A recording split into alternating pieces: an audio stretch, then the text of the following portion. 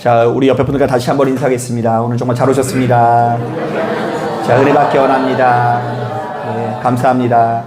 이 자리에 참석한 저와 여러분들의 신년 가운데 주께서 허락하시는 평안과 기쁨이 함께 하시기를 주님의 이름으로 축복합니다. 성경에는 총 4가지 복음서가 있는데요. 자, 학자들은 그 중에 마태, 마가, 누가 복음을 공간 복음서라고 부르고요. 요한복음은 공간 복음서와 구분되는 또 하나의 복음서로 구분합니다. 자, 사람들이 이 같은 구분을 두는 이유는 딱 하나입니다. 자, 요한복음이 증언하는 예수님의 모습이 다른 복음서와는 큰 차이가 있기 때문입니다. 자, 예를 들면 이 공간 복음에서는 이 최후의 1주간을 제외하고는 예수님의 사역이 거의 대부분 갈릴리 지방에서 이루어지지만 요한복음에서는 예수님의 사역이 거의 대부분 예루살렘에서 진행되고요. 또한 공간복음에서는 예수께서 각종 비유와 설교를 통해서 하나님의 나라에 대해서 이 증언하는 데 주력하지만 요한복음에서는 예수께서 자기 자신에 대한 아주 구체적인 증언을 쏟아내십니다. 그래서 예를 들면 나는 세상의 빛이요, 나는 선한 목자다, 이런 말씀을 아주 직접적으로 남기시는 것을 볼 수 있습니다. 자, 그리고 결정적으로 다른 여타의 복음서에 비해서 요한복음에는 예수님의 신적인 면모가 유독 강조되고 있는데요.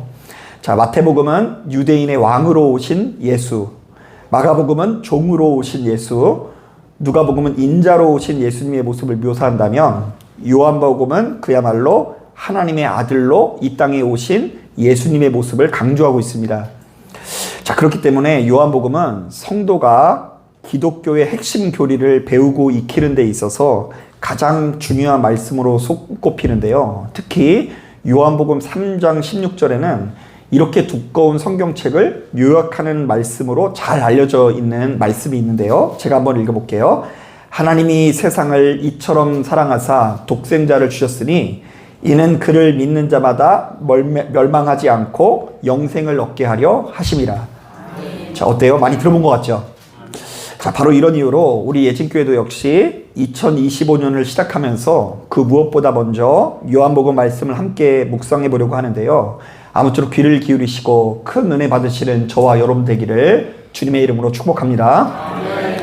자, 오늘 이 시간에는 이 요한복음을 묵상하는 첫 번째 시간인데요. 자, 엄연히 따졌을 때 오늘 우리가 읽은 본문을 아무리 꼼꼼히 묵상해 보아도 좀처럼 이해가 되지 않는 것이 사실입니다. 자, 먼저 1절을 보니까 태초에 뭐가 있었다고 하죠? 예, 말씀이 있었다고 하고요. 또한 그 말씀이 하나님이시라고 합니다.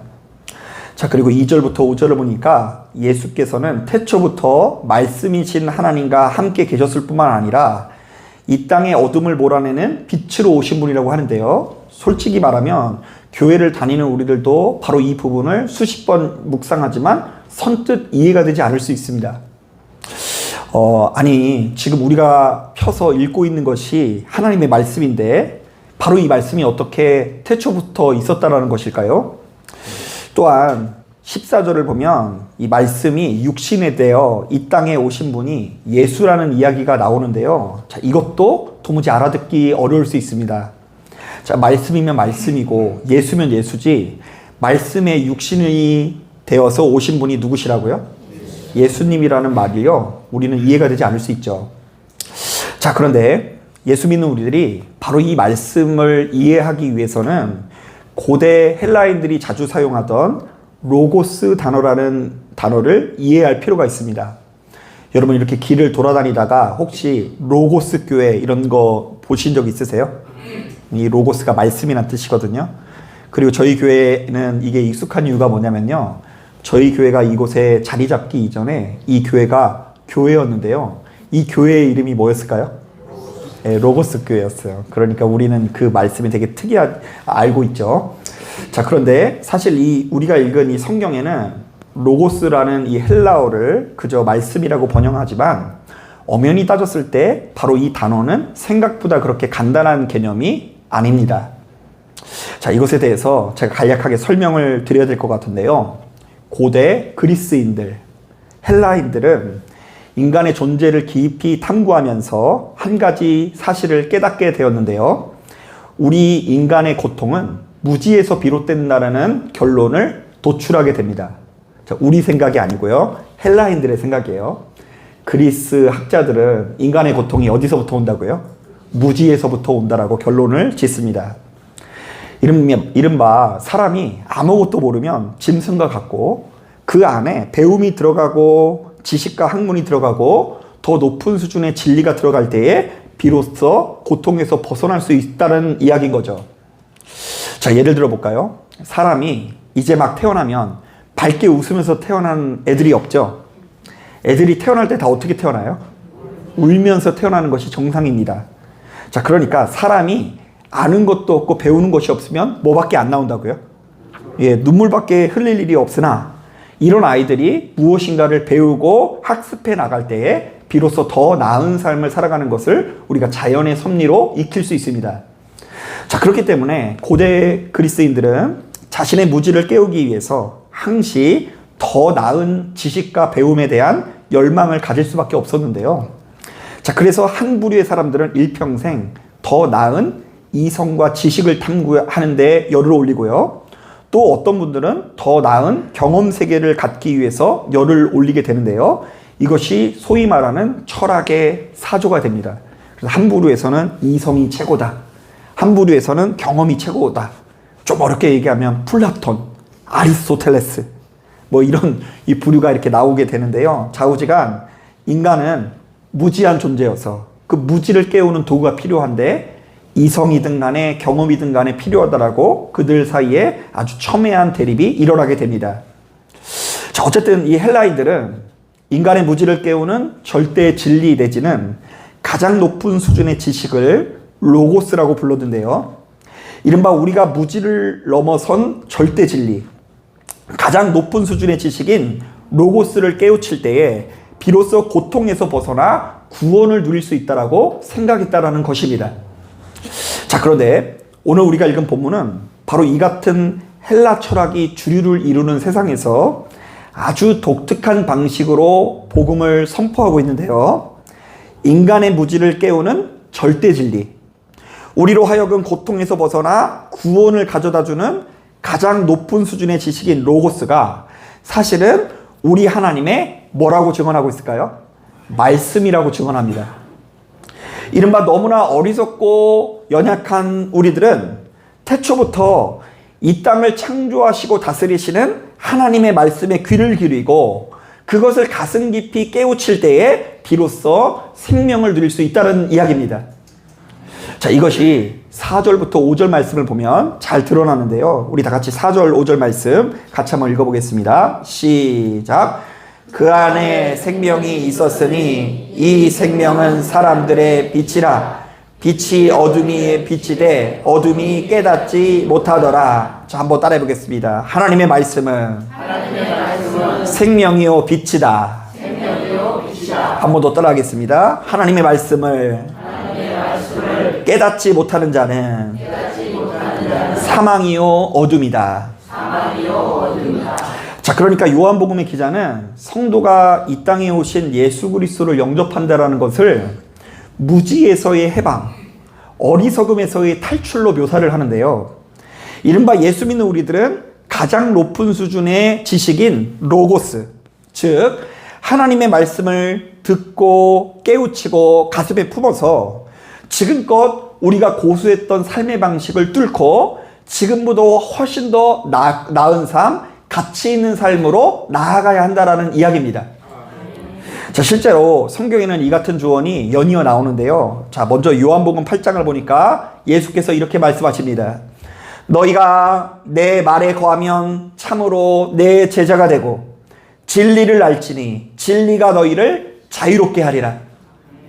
자, 더 나은 지식인 하나님의 말씀을 영접하게 되면 그 진리 안에서 우리가 어떻게 된다고요? 자유하게 된다. 자, 그러니까 신앙생활을 하면 할수록 뭔가 자유함을 누리지 못하고 있다고 한다면 뭔가 문제가 있는 거예요. 이전보다 더 자유한 삶을 누려야 되고요. 더 가치 있는 삶으로 나아가야 됩니다. 또한 에베소서 4장도 이 비슷한 말씀을 이렇게 우리들에게 제시합니다. 오직 너희는 그리스도를 그같이 배우지 아니하였느니라. 진리가 예수 안에 있는 것 같이 너희가 참으로 그에게서 듣고 또한 그 안에서 가르침을 받았을진데 너희는 유혹의 욕심을 따라 썩어져가는 구습을 따르는 옛사람을 벗어버리고 오직 너희의 심령이 새롭게 되어 하나님을 따라 의와 진리의 거룩함으로 지으심을 받은 새 사람을 입으라. 자, 이른바 예수님의 제자된 우리들은 더 높은 수준의 지식인 로고스, 곧 진리를 영접한 존재이고, 그러므로 바로 그 진리에 힘입어 지혜롭지 못하고 어리석은 삶을 벗어버려야 된다는 이야기를 하는 것입니다. 자, 그렇다면 예수 믿는 우리들이 빛 대신 예수님의 말씀을 영접하고 그분의 제자된 삶을 살아가기 위해서는 크게 두 가지를 경계해야 됩니다. 자, 먼저 첫 번째로 사람이 하나님의 말씀이 아니라 떡으로만 살아가는 존재, 즉 주님의 가르침은 업신여기고 물질이나 쾌락에 의지한 존재가 되는 것을 경계해야 합니다.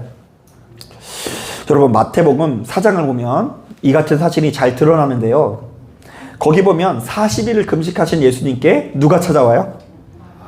예, 여러분, 금식하면 누가 찾아올 수 있어요? 그러니까 금식 함부로 하면 안 돼요. 금식을 했더니 원수 마귀가 찾아옵니다. 자, 그런데 마귀가 우리 예수님께 크게 세 가지를 유혹하는데요. 먼저 첫 번째로 네가 만일 하나님의 아들이거든 돌들로 무슨 덩이가 되게 해라?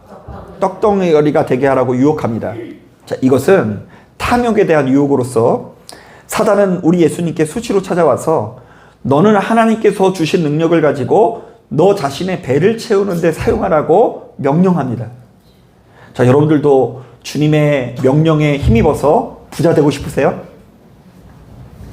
요즘에 아멘들을 참 안 해주시는데 그런 마음이 든다고 한다면 어쩌면 그거 원수마귀가 주는 유혹일 수 있어요. 탐욕에 대한 공격인 거죠.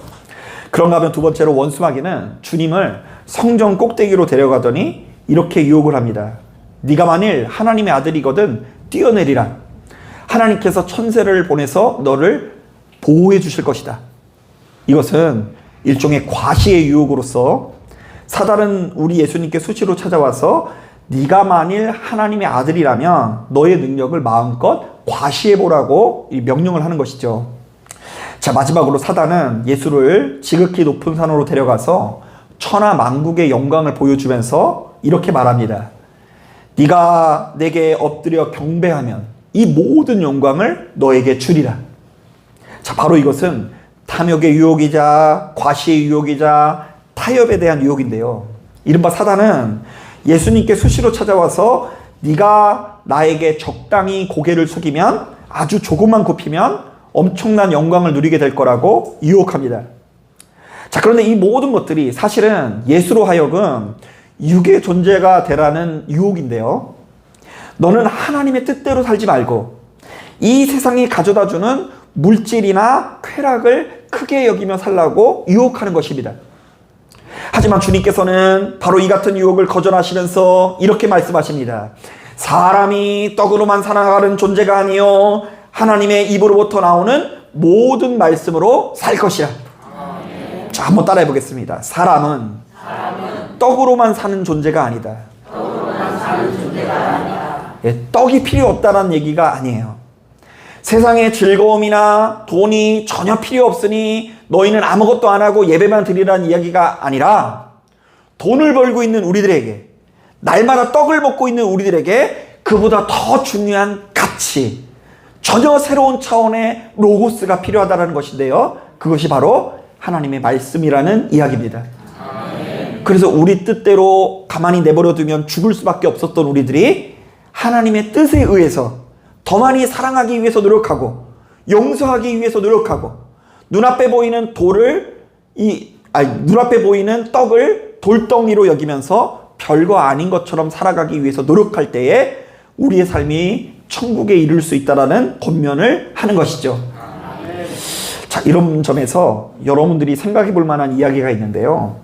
그 선박 왕으로 불리는 오나시스라는 사람이 있는데요. 이 오나시스는 1960년대, 70년대에 지금의 빌 게이츠만큼 세계 최고의 부자였습니다. 자, 개인 소유의 배가 250척으로 웬만한 나라보다 더 많은 배를 가지고 있었고요. 항공회사도 소유한 재벌 중에 재벌이었습니다. 자, 그래서 이 오나시스는 바로 이런 재력으로 당시에 최고의 스타 중에 스타였었던 케네디 대통령의 미망인인 제클린이라는 여성과 결혼을 하는데요. 자, 돈 때문에 맺어진 이들은 돈 때문에 크게 불행해집니다. 자, 제클린의 낭비벽은 세계 최고의 갑부도 감당하기가 어려웠는데요. 오나시스는 그녀의 아내와 바로 이 문제를 놓고 아주 격렬하게 싸움을 벌이거든요.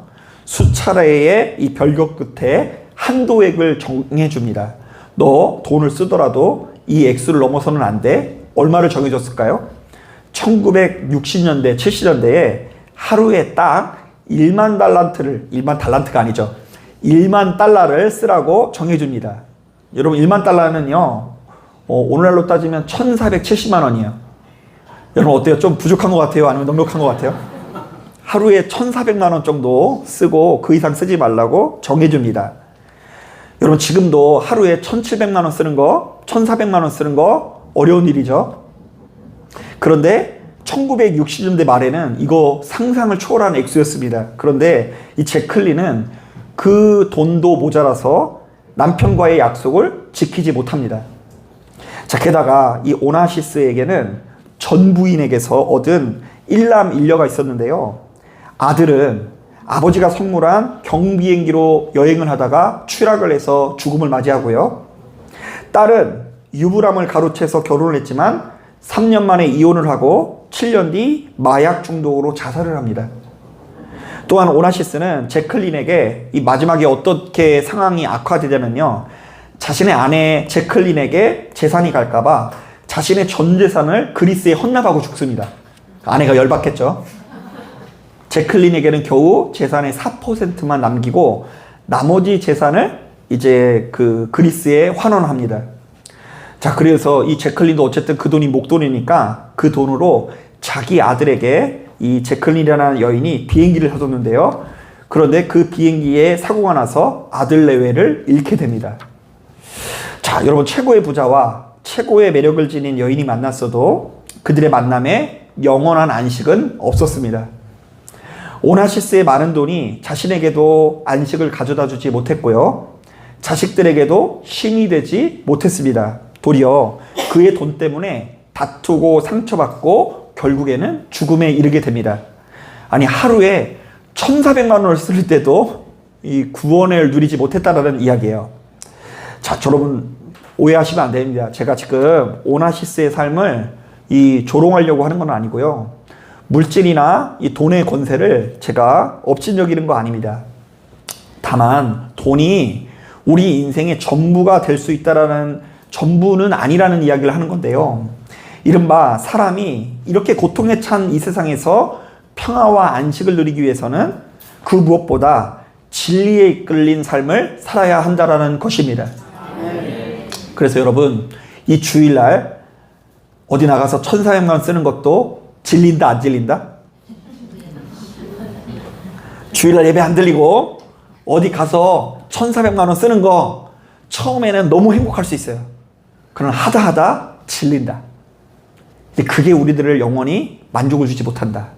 그러므로 우리는 그 1400만 원보다 더 높은 수준의 가치가 필요한데 그것이 오늘 예배 가운데 여러분들이 누려야 되는 가장 높은 가치인 줄로 믿습니다. 아멘. 여러분 이 같은 말씀에 귀를 기울이시고 사람은 떡으로만 사는 존재가 아니라 하나님의 말씀을 의지하여서 그 가르침에 순종해야 된다는 것을 기억하시는 저와 여러분들이 되길 바랍니다.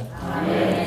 자, 그런가 하면 두 번째로 예수 믿는 우리들이 빛 대신 예수님의 말씀을 따르기 위해서는 피조물인 우리들이 스스로를 우상화하지 않기 위해서 끝없이 노력해야 합니다. 자, 우리가 지금까지 살펴본 것처럼 예수께서는 태초부터 말씀이신 하나님과 함께 계셨을 뿐만이 아니라 이 땅의 어둠을 몰아내는 빛으로 오신 분이라고 했죠. 자, 그러니까 누가 빛인 거예요? 예수가 빛이에요. 자, 그런데 6절부터 8절을 보니까 세례 요한은 정반대 이야기를 하고 있는데요. 자, 우리 다 같이 8절 말씀을 같이 한번 읽어보겠습니다. 8절 말씀 시작. 그는 이 빛이 아니요 이 빛에 대하여 증언하러 온 자라. 예수님은 빛이지만 세례요한은 어떻다고요? 빛이 아니다. 다만 이 빛에 대해서 증언하러 온 사람이다. 자, 그러니까 예수 믿는 우리들이 반드시 영접해야 되는 복음은 두 가지인 거예요. 자, 첫 번째, 예수께서는 빛이시다. 그리고 두 번째, 예수는 빛이시지만 나는 빛이 아니다. 세례 요한은 빛이 아니다. 여러분, 일전에 함께 신앙생활을 하던 청년이 울상을 하고 찾아와서 저에게 속 이야기를 털어놓은 적이 있습니다. 자, 이 청년은 자신의 부모와 종교적인 문제로 심각한 갈등 중이었는데요. 왜냐하면 그 청년의 부모님은 한 이단 종파에 빠져서 자신의 그 교주를 재림 구주로 믿고 있었기 때문입니다. 그래서 이제 어떤 걸 가지고 싸웠냐면, 둘이 뭘 가지고 싸웠냐면, 그 청년은 그 교주가 인간이기 때문에 무조건 죽는다라고 주장을 했고요. 그 부모는 교주가 절대로 죽지 않는다라고 주장을 했답니다. 그래서 둘이 막 그걸 가지고 싸웠는데, 여러분들 생각은 어떠세요? 그 교주가 죽을 것 같아요? 안 죽을 것 같으세요? 그래서 제가 그때 위로한답시고 무조건 죽으니까 걱정하지 말아라 이렇게 이야기를 했는데, 아직까지도 안 죽고 있어가지고 제가 깜짝 놀랐어요. 그래서 제가 이제 엊그제 어떤 분한테 이야기를 했더니 좋은 것을 많이 먹어서 그런 것 같다고 이렇게 얘기를 하시더라고요.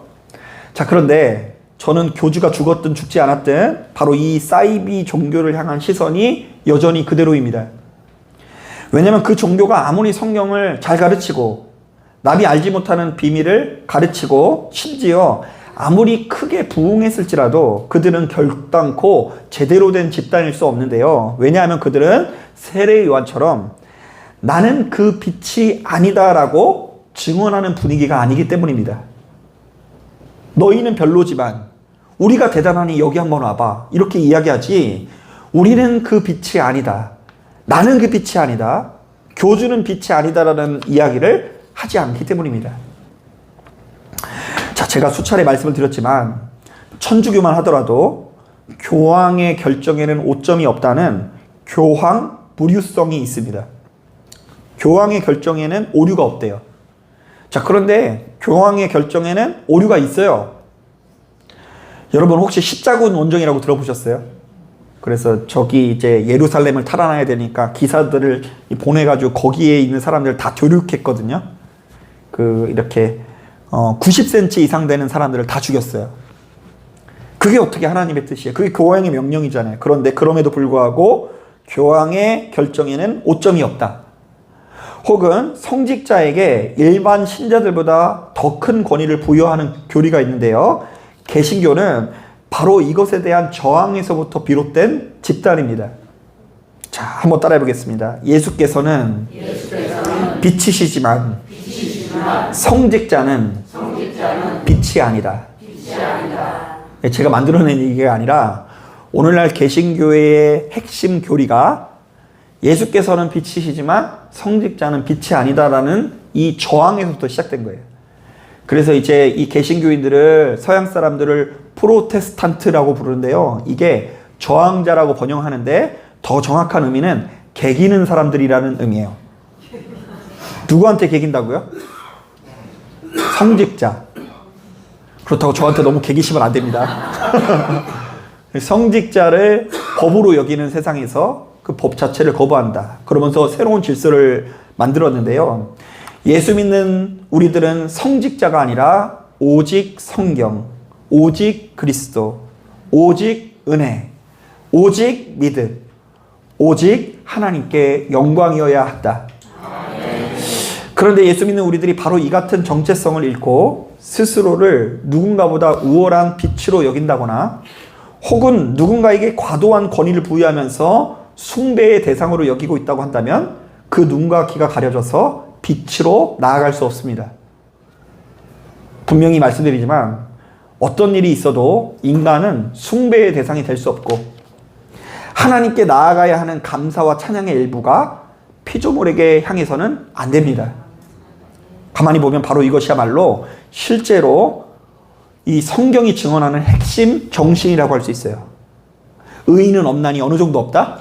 하나도 없다. 그러니까 여러분 기도 좀 하신다고 해서 오해하면 안 돼요. 내가 이 기도하다가 방언이 나온다고 해서 나 자신을 신령한 자로 여기면 안 돼요. 나는 빛이 아니다. 실제로 유대인들이 지금까지도 생명처럼 여기는 10계명을 보면 그 중에 가장 중요한 첫 번째 계명, 두 번째 계명이 무엇인 줄 아십니까? 첫째, 너에게는 나 말고 다른 신이 있어서는 안 된다.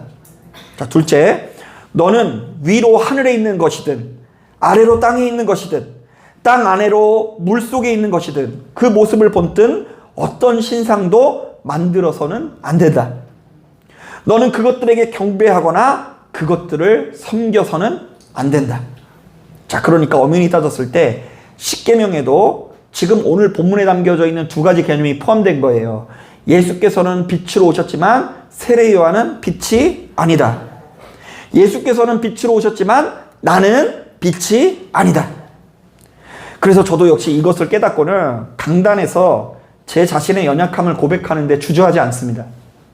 왜냐하면 예수께서는 빛이시지만 나는 그 빛이 아니라고 고백하는 것은 예수 믿는 우리들에게 주어진 일종의 숙명이기 때문입니다. 그래서 이것을 잃어버리는 게 문제인 거예요. 오히려 내가 대단한 줄 아는 거. 여러분, 최훈 목사가 빛이 아니듯 여러분도 빛이 아니라는 것을 기억하십시오. 육신의 옷을 입고 있는 우리들 중에 의인은 없나니 하나도 없어서 날마다 죽은 자와 같이 넘어질 수밖에 없는 이 처절한 현실이 우리를 기다리고 있다는 것을 순순히 인정해야 돼요. 우리는 하나님의 뜻을 알지만 그 뜻에 좀처럼 이르르지 못하는구나. 우리는 의인이 어떤 모습이어야 되는지는 알지만 날마다 육신의 본성을 가지고 있는 우리들은 쾌락과 탐욕의 도구가 되어서 넘어질 수밖에 없구나. 우리는 전능자 하나님께서 이 땅에 오셔서 사랑하고 용서하는 삶을 십자가 위에서 보여주시면서 너희들은 죽기까지 사랑하고 용서하라는 세 계명을 부여받았음에도 불구하고 그것에 좀처럼 순종할 수 없는 본성을 가지고 있다.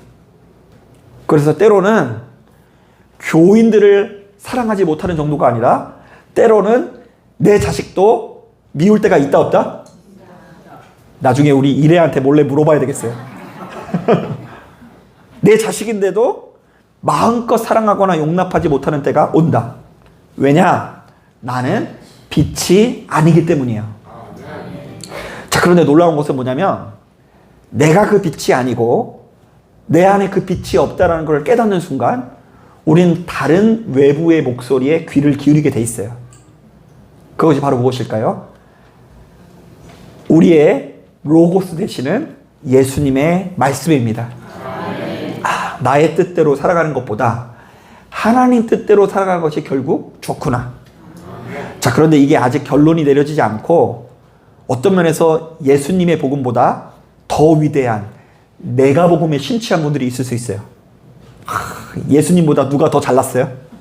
내가 더 잘났으면 예수님도 내 뜻을 따라야 하는 거예요. 자, 그런데 그래서는 안 돼요. 나는 빛이 아니다. 정말로 별거 아니다. 세례 요한도 그 얘기를 하잖아요. 내가 빛이 아니다. 그러므로 그 빛은 누구시라고요? 예수이시다. 자, 여러분 말씀을 정리합니다. 자, 사랑하는 여러분, 육신의 옷을 입고 있는 우리들은 절대로 자기 본성대로 자기의 뜻대로 살아서는 안 되고요. 가장 높은 수준의 지식인 로고스, 즉 하나님의 말씀을 듣고 깨우치고 가슴에 품어서 지금껏 우리가 고수했던 삶을 뚫고 지금보다 훨씬 더 나은 삶을 살아야 합니다.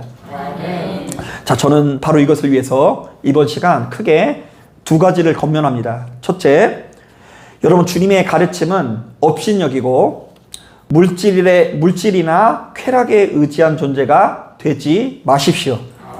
이게 요한복음에 흐르고 있는 첫 번째 메시지예요. 너희는 떡에만 집중하는 존재가 아니다.